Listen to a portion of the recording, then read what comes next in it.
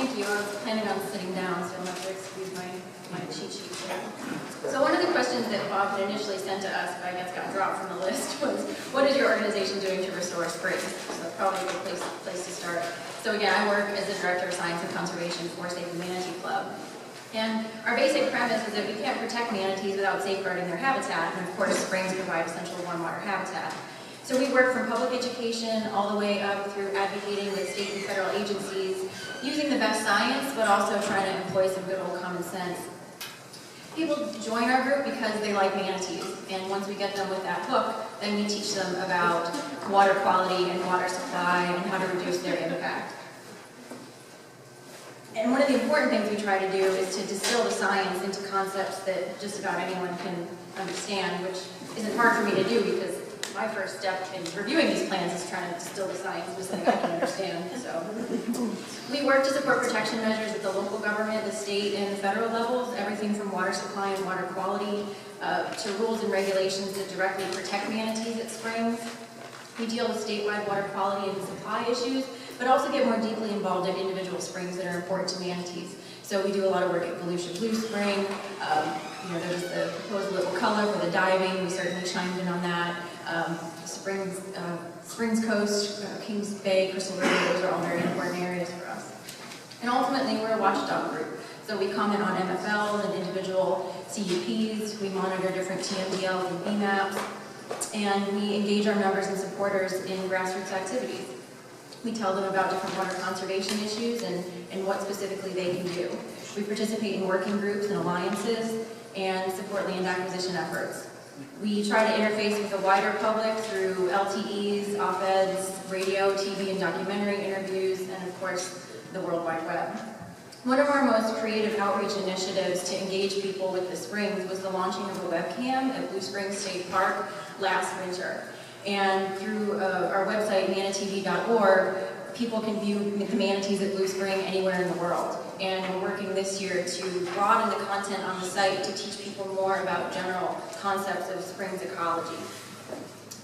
Also, there's an ongoing research effort. The Blue Spring manatees in Volusia are the most well-studied group of manatees anywhere. And at this point, they're part of a bigger initiative to understand how manatees use all the springs of the St. Johns River system, and perhaps getting into the matters of individual choice of why do so many manatees use Blue Spring and underutilize other springs. And there are some management issues at work there. One of the things I wanted to tell you about that we're doing is working with a small core group of other environmental groups from the Springs Coast, and they're all represented here today. The WAR, the Homosassa River Alliance, Rainbow River Conservation, and the Chasm-Whitska River Restoration Committee. And we're all working together in a coalition called SOS Now. We all got together working on the MFLs for Chasm-Whitska and Homosassa, which you heard about a little earlier today, but our primary concern is that the Federal Clean Water Act anti-degradation policy is not applied in the setting of MFLs in outstanding Florida waters. Both Chasm-Whitska and Homosassa rivers are OFWs and impaired waters. We are going to be petitioning DEP, and if successful, our action will obligate Florida water regulators to apply the Clean Water Act anti-degradation policy to all regulatory actions involving OFWs. So, long story short, this affects all of us. So this is a really important initiative. There are some brochures on the back table. You could also see one of the representatives here today. So now I'm going to get about the rest of Bob's questions. In terms of what impairments do I acknowledge, we've talked about pretty much all of them, but I think the biggest one is the absence of political will. And I have to say that as a younger person, I'm getting younger and younger every year, but I was pretty frustrated to become a professional in this field and see what hadn't been done. And I think that when we talk about engaging citizens in the general public, most people sitting at home assume that we all have it under control and that governments are doing what needs to be done and that all the protections are there. So I think a lot of folks might be surprised to realize really how far behind the 8 ball we are right now.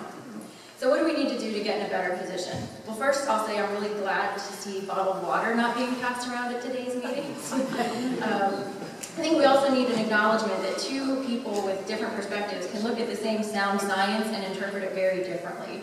And so if we try to hide behind science to ignore common sense, we end up with some short-sighted public policy that doesn't end up serving anyone at the end of the day.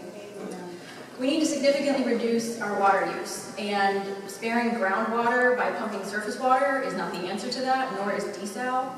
I always maintain that we don't have a water supply problem, we have a water use addiction. And people keep talking about making the pie bigger. I think we need to be eating less pie. In St. John's, they allow reclaimed water to be supplemented with surface water. That's not an acceptable form of alternative water supply.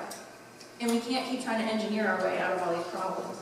There's a community outside Atlanta that when houses go up for sale, all the shower heads, the toilets have to be retrofitted to low flow if you want to put that house on the market. That's fantastic. Why don't we do that? We used to, a few years ago, have initiatives at all the water management districts for different outreach. We had Water Star. We had all these great things that were finally getting us in the right direction. When the budgets got cut, all of those got cut. TMDLs and BMAPs are great. They would have been greater 20 years ago. So the big term we need to think about now is expediting them. We can't wait another 20 years, which is something Bob said earlier. In terms of agriculture, we really need to look at what we're growing and whether it's sustainable on the land. And ultimately, things like cattle are not part of a sustainable food supply. We also need to ask ourselves how much of what we grow is actually being consumed in Florida, because even our food choices and our food culture are affecting our springs. Think about it. State agencies and citizens can't operate in a blinder or a vacuum. You have to look at the big picture. Reducing CUP allotments and shortening permit terms would be great. I've always thought that someone issued a CUP, at the end of that CUP, they should be using less water than when they started. Unfortunately, the legislative session, which started today, there's a bill in there that would actually lengthen CUP lengths. You've got to be paying attention to what's going on in Tallahassee because it is scary, let me tell you. We also need to stop letting our water management districts give away water in the CUP process. I keep hearing the cheap days of water are over, but I don't see the cost structure changing. As long as it seems to be cheap, there isn't going to be that sense of urgency that we talked about earlier. A man was swallowed by a sinkhole a few days ago. If that's not a sense of urgency, I don't know what is. But unfortunately, the news cycle is going to move on, and we're going to forget about him, and we're going to forget about the bigger issues. So we have to keep it in the news. We have to make it a priority. Other countries use water neutrality. We need to be water neutral. Again, stop trying to make the pie bigger. Use what you have. I never hear anyone talk about cisterns. Why not? I think anyone who wants to complain about septic needs to get into a closed room with someone who pays an annual sewer bill and see if they have any sympathy for them. I don't. I pay a very expensive sewer bill every year. People who've been using septic and flushing for free for decades, it's time to start paying for what you've done to the environment. As long as we're planting and watering turf grass in Florida, we won't have gotten it. You can't. It just doesn't make sense. Why we're not pushing and mandating Florida-friendly landscapes in our homeowners associations, that's a good place to start. In terms of the effects on the fertilizer companies and sod companies, you move with where your business takes you. There's lots of other important industries out there. A few years ago, we made progress in local governments being able to use fertilizer ordinances. Again, in Tallahassee, they're trying to strip away all local government control over everything, even beyond the fertilizer ordinances. So again, you need to get and stay involved in the legislative session. So, given everything we know, how long will it take to achieve all of these solutions? Well, it's about leadership. And leadership's really the difference of whether this takes years, decades, or whether it never happens. Unfortunately, so often in the environmental community, we find ourselves on defense and not on offense. That's certainly where we find ourselves now. But the more people you have and the more resources you have, the bigger voice you have, it allows you to be more on offense. With the right leadership, we could get meaningful initiatives implemented quickly, but we're hampered by our political climate. Really, we're just trying to keep the protections that we have. Most days I feel like I just have my fingers in the dam. I know that cheery note. So the final question is, can and should this schedule be accelerated and how? Absolutely. And I think you need a two-pronged approach. We need to start with a little regulation just to keep people paying attention, just to make them feel it in their pocketbooks, to get them involved. And then this leads to electing better leaders who appoint the right people with the willpower to get things done.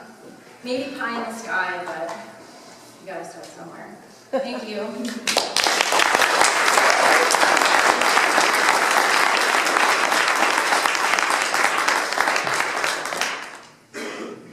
Good comments. Any questions for Katie or comments from the audience? Luke? I I'd just like to thank you for raising the issue of two different people looking at science in two different ways.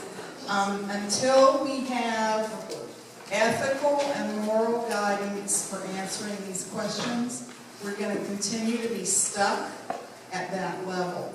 And I really appreciate that you raised that. I really think we need to look at where the state wants to go from an ethical and moral standpoint as well as scientific.